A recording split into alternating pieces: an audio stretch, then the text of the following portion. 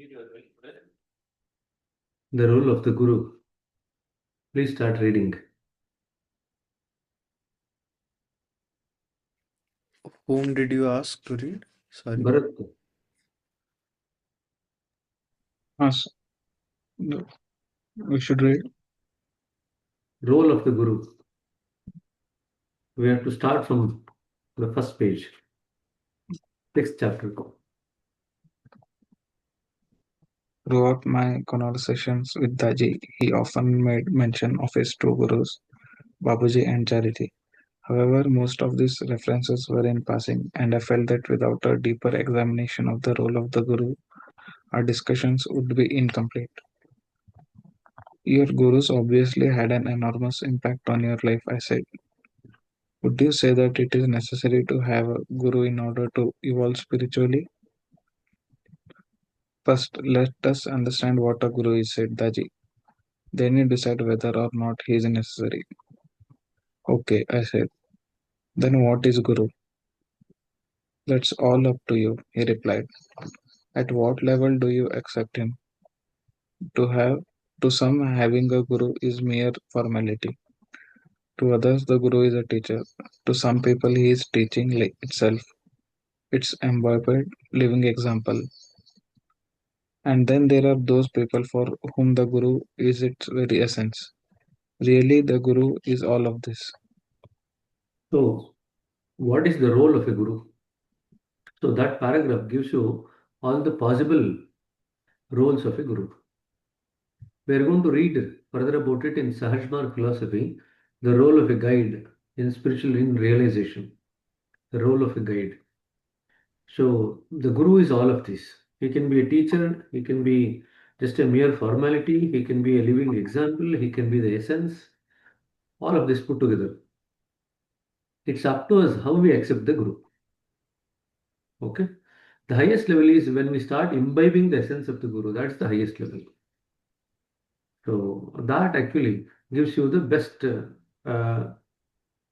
what do you say, concept and also the role of the Guru in our spiritual evolution. Go ahead. Teaching is the guru's lowest level.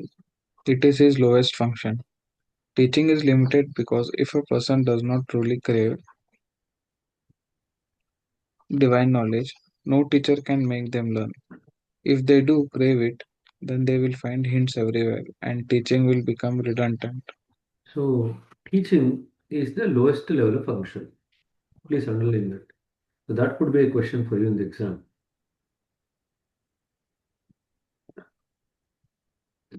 So how do we actually learn? Actually, we learn by catching hints. If we have the real craving for learning, we can catch hints everywhere and the teaching becomes less important then. Because we are already catching the hints. You remember that sentence about divine knowledge? What is that?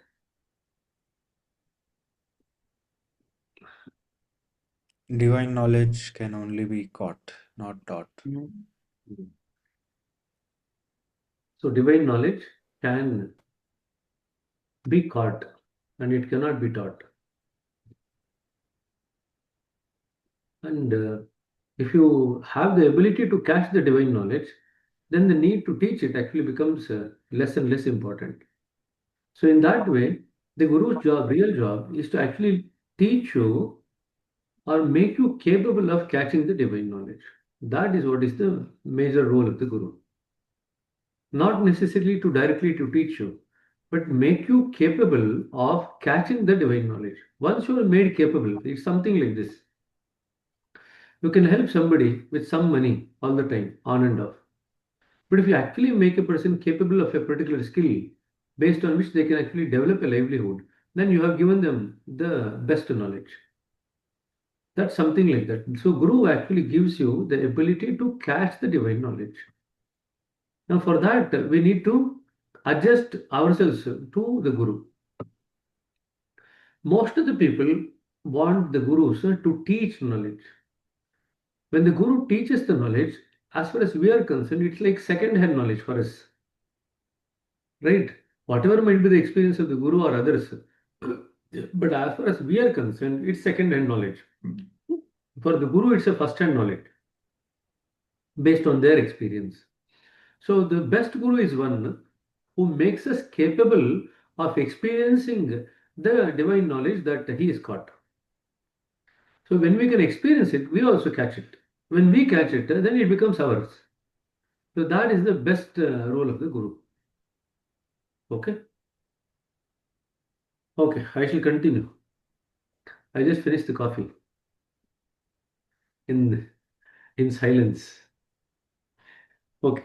Also, the knowledge we receive through teachings is always second-hand knowledge. That's what I was talking about. Second-hand knowledge does not enlighten us very much. It is better to observe and experience something for ourselves. Also, you always check a guru's words against your own heart. Please underline this. Don't accept what the guru says, if your heart is not yet ready to accept. First, you check what the guru says against your own heart. If your heart agrees with them, then you say, yes, the guru is correct. If your heart says no, then you ignore the guru. So, who is the real guru? The one who gives you the lessons or your own heart? So, in other words, who is the real guru? Your own heart. So, the guru's purpose is not really to teach, I said. If a guru has any teaching at all, it is their example. They are a living embodiment of their teaching. Okay, said Daji. Yes, what do we see when we observe the Guru? I am reminded of something that Babaji once said. Many come to see me, but nobody really sees me. Underline that word. So that's a very commonly repeated phrase in our system. Many come to see me, nobody sees me. We all see each other, but we don't see each other. That's also true. We all see each other in different realms, in physical form, in mental form, in personality. None of it are we. We are in essence the divine only, but we don't have that capability to see the divine in each other. Okay, it's very similar to what the sentence is here. Many come to see me, but nobody really sees me. Often people try to copy the guru's example, but they miss the essence. So that's why I said that the most important thing to catch hold of is the guru's essence. They miss the very thing that makes the guru worth copying. Instead, they only mime the guru's actions, dress, or mannerisms. Thus, the real thing eludes them. They miss out on the guru's essential nature, which is his essence. So, if at all we want to catch hold of the guru, we need to catch hold of the guru in the essence form. That is what actually helps us in our spiritual journey. Okay? So, it's like if you eat the mango with the fruit inside, with the skin, and with also the tough seed inside. That's like you're eating everything. But Gopal Krishna has a habit of eating the essence of the mango by making shikarane. So throw away the seed, throw away the skin, just get the essence, and then eat it every day. And that's what he's been doing for the last many days. The essence of mango. And that's what we have to do with the Guru also. We have to catch hold of the essence of the Guru. Forget about how the Guru dress, forget about how they speak, forget about how they walk, forget about where they go. None of it is actually essential for our journey. All that we require is just catching the essence of the Guru. If we can make our heart catch the essence of the Guru, it doesn't matter what you do, what you don't do. Things will flow into your heart. That's your job, right? So, so if somebody wants to get a clue on that, post the meeting, just call Gopal Krishna. He'll give you some clues. Okay. I think Sudha sister also probably might have had, she has had a good mango season this time, right? So, a lot of days of essence of mango being consumed. So, Ganeshan and Bharat also will say, why should we be left out? We also had the essence quite a lot this time around. Apparently, this time, a lot of mangoes has come into the market, lot more than usual. Compared to last time, it's like double. Last time, they did not have much fruits, it seems. So this time, lot of fruit has come into the market. So many of the farmers are getting 3 rupees per kg for mango. So we pay around 8 rupees, 100 rupees, but they are selling at 3 rupees. So So that's why they are all just dumping it at the street and going. This is happening in some parts of Andhra, some parts of Karnataka also. So anyway, this is not their fault. In order to assess anything and be conclusive about it, we must be subtler than the object under assessment. Now, this is a universal formula. Underline that. In order to assess anything and be conclusive about it, we must be subtler than the object under assessment. Only then we can actually reach the right conclusion. That is why the guru consistently eludes the student. His degree of subtlety prevents us from truly observing him. He is very subtle, far more subtle than what we are capable of catching. So, most of the time, the guru eludes us. At most, we see a refined person who occasionally says something wise. The very subtlest thing is the ultimate itself. So, how can it be ever be observed? How can we ever conclude anything about it? So, the most subtlest thing is the ultimate itself. So, the guru is also not the subtlest. Guru has that human form still left. So, the ultimate has no form, no mind. It is the subtlest of the lot. But through spiritual practices, we become subtler too. Now we start to grasp more of the Guru, what the Guru actually is. And to the extent that we can grasp the Guru, we can pick up on things. As I said already, he will rarely teach us anything. We have to pick it on our own. It's the job of the student to pick on his own.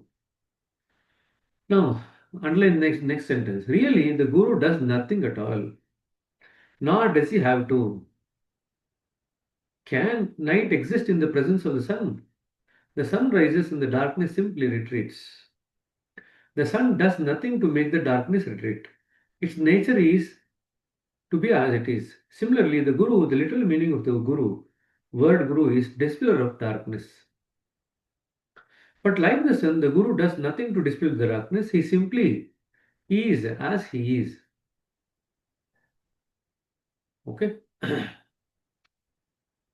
The moment that the bud comes into contact with the sun's ray, it slowly starts to open up. Did the sun actually do anything to make this happen? Did the bud? It just happens. So we are supposed to be like the bud and Guru is supposed to be like the sun. So the moment we come under the influence of the sun, we are supposed to flower. And it happens naturally, without much artificiality. So the Guru does nothing. It is his presence that does everything. Please underline this. The Guru does nothing. It is his presence that does everything. And his presence only works when the aspirant's heart is ready to flower. Trying to force open a bud would only destroy it. If the Guru were to act upon us, it would be imposition, it would be destructive. So the Guru will not do it. But the Guru does clean us and transmit to us, I said. No, said Daji, it is because of the Guru's presence that we become clean. It is because of his presence that we receive transmission. So the Guru does nothing. By his presence, all the work occurs, whether the cleaning or the transmission, everything. The Guru does nothing at all, but to become what he is, he had to work hard on himself. Just well we have to work hard on ourselves. We have to practice. Through practice, we prepare our hearts so that they draw everything out of the Guru. That is why we meditate, clean, and offer prayer day in and day out. Without our work, the Guru's presence in our lives goes to waste. So, what Guru's presence works only where our heart is ready. Our heart is ready only when we practice. So, they are like linked to this. Guru's presence to our readiness of the heart to our practice. So our personal work is the catalyst, I said. Yes, said Taji. Practice is essential. You can meet the Guru every day, you can eat your meals with him and rub shoulders with him. But if your heart isn't ready or prepared, it won't help you one little bit. But if your heart is prepared, then why would you need to meet the Guru so often? The Guru works from far off. Of course, he does not really work, but work happens through him. And you need not be in the Guru's physical presence for that work to take place. That is the limitation we set in our own minds. Underline that. So many people, when they go to Khana, they keep going around behind Khana, Daji everywhere. And there is no need to do that. That's the limitation that we set in our own minds. The Guru does not need your name. He does not be familiar with your face. Such conscious knowledge is totally unnecessary for his work. That's why I said if the Guru is established in the state of the ultimate, what he sees is another soul aspiring to become the ultimate. That's all that the Guru sees. The Guru does not remember your name. The Guru does not remember your form, nothing of your personality, nothing of that kind. The Guru can only see, because they are established in the ultimate, what they see is another soul which is aspiring to travel towards the ultimate. That's all they see. So, where we are established, that is what we see. If we are established at the level of the body, we look at the other person from the perspective of the body. If we are established at the level of the mind, we look at the other person from the perspective of the mind. If we are established at the level of the intellect or the knowledge, we look at the other person from the perspective of the knowledge. If we are established at the level of the self or the true self or the soul, we look at the other person from that particular context. Does it make sense? So, the more higher we grow, what we see in the other person will be dependent on that. Okay, 1 minute. Household chores. 1 minute. ಏನಮ್ಮ ನೀರಾ ನೀರು ಅವ್ನು ಯಾರು ಬೇರೆ ಹೋಗ್ಬಂದು ಅಂತ ಅನ್ಕೊಂಡು. Okay, suddenly dart has opened up. So,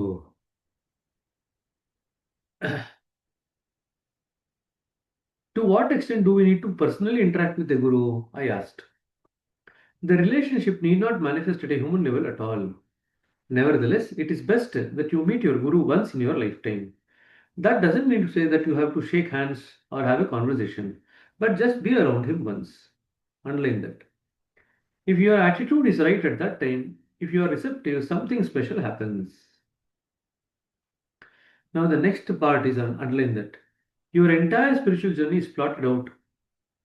And so, when you meet the Guru for the first time, your entire spiritual journey is plotted out. See, na? It's like when you go and meet the Jyotishi, your entire Kundali is mapped out. Something like that. So, when you go and meet, your entire horoscope is mapped out, no, by the Jyotishi. Likewise, your entire spiritual Kundalini is marked out when you meet the Guru for the first time. Any additional meeting is just a bonus. We need not follow the Guru around as we often happen to see in India. We should never worship the Guru as many people do. These people believe that the physical frame of the Guru contains the ultimate essence. His frame does not contain the source. The source is nowhere. Please underline that. The physical presence of the Guru or the physical frame of the Guru does not contain the source. The source is everywhere. It can also be anywhere, but the only place that you will find is within yourself. The purpose of the external Guru is to lead you to the inner one, the divine self which guides and inspires us. Underline that. The purpose of the external Guru is to help you take the help of the inner self or the divine self, who is the inner Guru, which guides and inspires us. And it must be a living Guru. A Guru from ages past cannot help you. Can you illuminate a room with a flame that has been extinguished? All that remains is their teachings. It is book knowledge. So you need a living example, I said.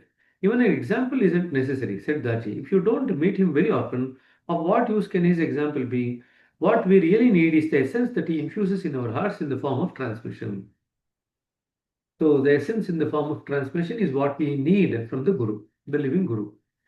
Of course, the essence is everywhere because the source is everywhere. But without a living Guru to distill it and then focus it on our hearts, we remain blind to it. Underline that. The living Guru distills and focuses the essence onto our hearts. And then we become capable of observing it. We remain unaffected by it and we still struggle without end because there is no help. If the essence is not distilled and focused on our heart, we will not be in a position to get the transmission. Although the source is everywhere, the transmission is everywhere, it needs to be, it's like the sun's rays everywhere. But if you want to convert the sun's rays into fire, you need to distill it, filter it, and then focus it onto one point. Then you can get hold of the fire. The heat in the sun's rays is everywhere. But until unless it is focused onto a point, you will not be able to get the fire form.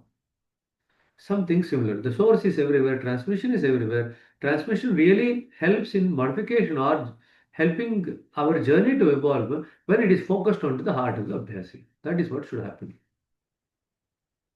Without someone to help us, we have trouble going beyond ourselves, beyond our own limitations. Imagine trying to move a broken down car by pushing it from the inside. No matter how hard you push, the car will never move. It needs an external push to help it along. The Guru is that push. We have been pushing ourselves from the inside for so long, eventually we realize that this is a field in which we need guidance in order to progress. How do we find a Guru? I asked. The Guru is the response to a sincere seeker. He replied. Babuji often said that the true cry of aspirant brings the Guru to their door, master to their door. In some cases, the aspirant is conscious of this inner cry, in other cases, the aspirant is unconscious. And while it is true that the aspirant draws the Guru, what is equally true is that the Guru selects the aspirant. Please underline that. Aspirant draws the Guru selects the aspirant. How so? I asked. In my childhood, I had a number of experiences, said Daji. Whenever I felt I would have one dream. In this dream, I would see a rider atop a white steed. He was dressed in a white flowing gown and he had a beautiful white beard. Normally, you forget dreams, but when you have the same dream over and over again, you tend to remember it. How old were you? I asked. It started when I was around 4 or 5, and it came periodically until I was 11. That last time I was studying outside, sitting in a cloth beach chair. That was in our village. There I had this vision once again and entered into Samadhi. I was gone for hours. Soon after the last experience, I started feeling an inner pull, a kind of aspiration. I told my family members that I had started to feel something special in my heart. Year later, I would learn that at the time of this experience, Babuji was passing through my area. When I finally met him, years later, I immediately recognized his face. He was the figure in white who had been appearing to me since childhood. So he was already preparing you, I said. The Guru prepares us far in advance, said Daji. But at some level, I was conscious of it. Generally, such preparation takes place at unconscious level. It takes place in secrecy unknown to us and anyone else. It's like a seed that germinates underground. Only the sower knows that it is knows that it is there. Wherever Babuji would go, he would transmit. Those who were ready would eventually answer the call. Somehow, we all made our way to him on our own. In the 1940s, he toured India by train. In certain places, he would stop and hire a rickshaw to take him around the city. Sitting in the back, he would transmit everywhere he went. When he was satisfied that the area had been seeded with spiritual potential to the desired extent, he would take the train elsewhere and then repeat the process. Babuji continued this seeding throughout his life, though later on he would do so without leaving his house. By that time, he had learned the knack of working from house itself. There was no need for him to physically go to different places. So it is that the Guru prepares us, or that our hearts call the Guru, I asked. His very existence is the response to the collective inner need. Underline that. So there is a collective inner need of many aspirants or many souls. So the Guru's presence is a response of the nature. His very existence is the response of the nature. Due to his presence, some people awaken to that need. Their heart cries out. Spiritual aspiration is present in all, but in many cases it is dormant. Sometimes it takes time, it only takes a touch of transmission and you become awakened to your deeper purpose. So the Guru transmits and transmits. The transmission is like an invitation. If we are responsive, we find our way to the Guru. We cannot force, he cannot force us to come. Your heart must permit it. The Guru can never go against your heart. No matter how great a Guru it may be, the unwilling heart deflects his work. So unwilling heart deflects his work. Even if the Guru is the best of the caliber, they cannot do the work. That's why we keep saying, until unless we allow, even gods cannot help, nor gurus can help. So the primary determinant of the work is our heart. That is why it is not possible to enforce inner change. There must be willingness on the part of the Abhyasi. Underline that. Willingness on the part of the Abhyasi is the primary requisite. Only then the Guru's work can bear fruit. In the relationship between the aspirant and the capable Guru, it's the aspirant who is the deciding factor, never the Guru. A Guru may be great, he may be powerful, but he can never impose that power upon us. There are a number of unfortunate examples where charlatans pose as gurus and exert influence or power over others for the sake of personal pursuit, profit, or satisfy their egos. That is the reason why faith, blind faith, is dangerous. We should only put our faith in someone when they have already proved themselves to be trustworthy and capable. Faith only comes when we see a pattern of results never before. It should never be blind. So underline that. Faith only comes when we see a pattern of results, not otherwise. In other words, you should not take one-off experience with the person as an indication for the guru. You should have multiple experiences of similar nature with the same person. Then you can say. That's why he's talking about faith comes only when we see a pattern of results. Then how do we recognize a guru in the first place? I asked. There are no outward signs, said Daji. A true guru will not show up. You can know a zebra by the stripes and a leopard by its spots, but a guru, anyone can put on the ropes and grow a beard. Such external features are meaningless and therefore unnecessary as well. A guru may be tall, he may be short, his appearance may be regal, nondescript, he may be well educated, even illiterate, he may be articulate, he may fumble upon his words, he may be wealthy, he may be pauper. We learn nothing from the guru's outer attributes. The only deciding factor is the guru's inner spiritual dimension. Please underline that. The only deciding factor is the guru's inner spiritual dimension. But how to determine this? If we were to able to comprehend the Guru's inner state, you might not even need a Guru. If we are able to comprehend the Guru's inner state, that means we are more subtler than the Guru. So then why need the Guru at all? Right?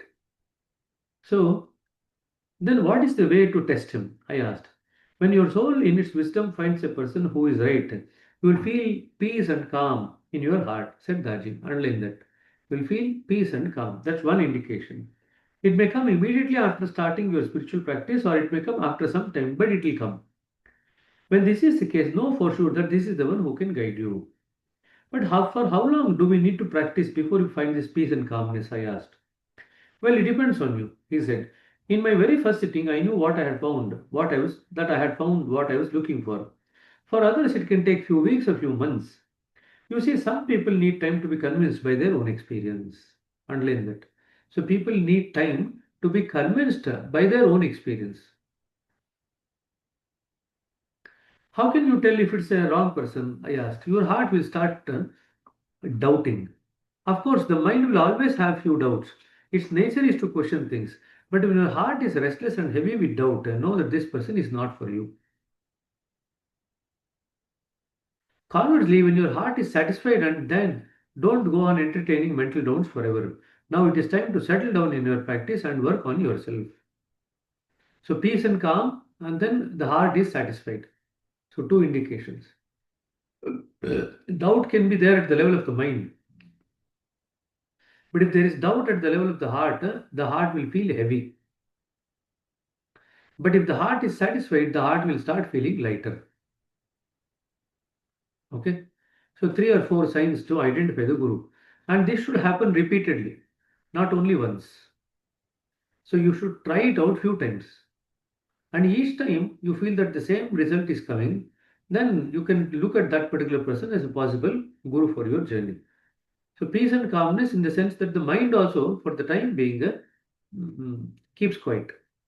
It is not bombarded by thoughts. The thoughts no longer pester you or bother you in the presence of this person. The moment you move away from this person, again the thoughts actually take hold of your system. So that is an indication that the Guru is able to exert influence or take you to a realm beyond the realm of the mind. When you are like in sleep, when you are beyond the realm of the mind, the thoughts don't bother you, right? Likewise, in meditation or in the presence of the Guru, even if you are not meditating, you are able to move beyond the realm of the mind. At that realm, you are able to feel the presence of the Guru. The mind automatically is not troubled by the thoughts as long as you are in the presence of this particular person. The moment you move away from the particular person, you now see that the thoughts now start taking hold of the mind. You are troubled or pestered by the thoughts. So, peace and calmness, light and satisfaction in the heart, and the mind not being pestered or bombarded by the thoughts in his presence, and the opposite when you go away from the presence. If these three, four things are repeated again and again, few times, then you can know that this person is quite possible to kind of lead you towards your goal. But you always have the right to leave your guru if you are not satisfied. There should be no trepidation about parting way with any guru. The guru has no right to expel discipleship. He has no right to be followed. Aspirants always retain the right to sever their connection with the guru. For the guru's part, he should always assist the aspirant to find someone better than himself if he is unable to take the aspirant any further on the spiritual journey. In 1961, one seeker came to Babuji. This seeker already had a guru, a Swamiji as he called him. However, in Babuji's presence, he had a better experience. So he wrote a letter to Babuji saying that he had a problem. He wanted to take Babuji as his guru, but at the same time, he did not want to betray Swamiji. So I have Babuji's reply to that letter. Daji disappeared into his bedroom and returned a minute later. I will read one paragraph from Babuji's reply. He said, Babuji writes, as far as I am concerned, please consider me as your servant, keeping the house clean by sweeping out the garbage. Consider me as the servant and the Swamiji as the master. I have no hesitation in serving you, but also wish you to keep paying the wages of this service to Swamiji. So Babuji says that we will do the service, but you can pay the wages to the Swamiji. Also, Daji said, in my personal experience with Babuji, I never found him to comport himself as if he was a guru or a master. Rather, he seemed to regard himself as someone who was completely insignificant. I am reminded of one instance when a big government official came to visit him. The official got off the train at Shahjahanpur, the city in which Babuji lived, and found a man there to receive him. Without a word, the official handed over his luggage, and the two of them proceeded by rickshaw to Babuji's house. Now, the official was rather large, and he had a lot of luggage too. So there was not enough room on the seat for the two of them. So the official sat on the seat, and the other man sat on the rickshaw floor. When they arrived at Babuji's house, the man took the official's luggage and brought it to his room. Later, the official went to pay his respects to Babuji. There, he received the shock of his life. He saw this same little man sitting in Babuji's chair. Now it dawned on him that Babuji had personally received him at the station. He had taken Babuji for a servant. You know, there is one word called Mahatma in Sanskrit. Maha means great, Atma means soul. So, Mahatma means great soul. Often the term is applied honorifically. In some cases, it is even self applied. Well, Babuji disliked this word very much. He said that a true Mahatma has no greatness, but rather is one who is really totally insignificant to himself, to the world, and to everything. Please underline this. A true Mahatma is one who is totally insignificant to himself, to the world, and to everything. He is absolutely humble. If you ever think that you have become great, you are digging your own grave. A true Mahatma is one who claims nothing, who promises nothing, and has become nothing. Again, underline that. A true Mahatma is one who claims nothing, who promises nothing, who has become nothing. But such figures are often neglected in favor of disingenuous and deluded gurus who wield charm, charisma, and petty miracles to secure disciples for themselves. Okay, I think we have doubled the speed. It's a double engine Sarkar today. So coming up to 7:16. So I think we can probably, so I'm hoping that we can finish tomorrow. Okay. Any questions? I'll stop here. I think most of it's self-explanatory. It's not that difficult. It's just that it clears some of the misconceptions that we have about the Guru. And it also reinforces the need to prepare our heart as abhyasis. Go ahead, Ganesh. Oh, I was supposed to say, since we knew, that's why we joined here. Otherwise, we wouldn't be here. The Guru, he mentioned about that, no? That like the seed sprouts in the ground, it's not seen. Likewise, the Guru works in anonymity. Baba used to say that every soul that comes to our mission as an Abhyasi, he would have worked on them at least for 20 years.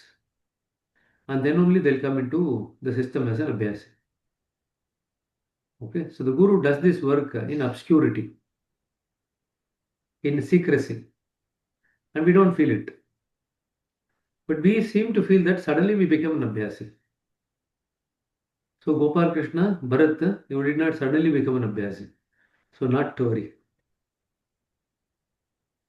Okay, we all have our hearts worked on. Of course, maybe it's quite possible that some of our hearts were ready for the journey, so it was worked on by the Guru in secrecy, and then that enabled us to join the mission at an early stage. So whenever the nature becomes ripe for spiritual work, we all start getting attracted towards that, and that's what seems to have happened.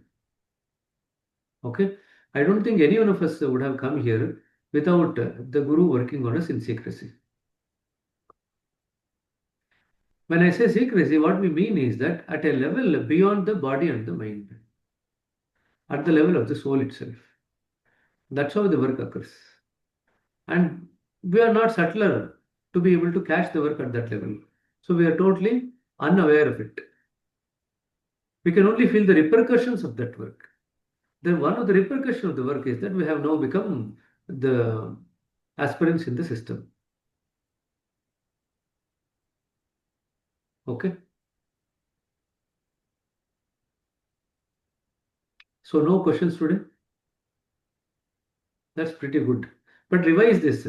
There are a lot of tricky things that might be asked in the question paper, which might sometimes act like a googly. Both the answers appear might right. So you need to be very clear in your concepts about the Guru. Okay. So Gopal Krishna, you want to ask some question? You have disappeared and appeared again. Bharat,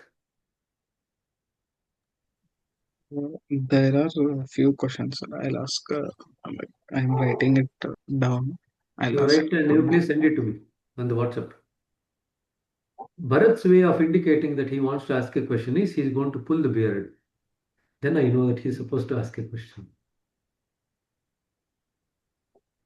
It's almost like he wants to pull my beard. That's why he's pulling his beard. Okay.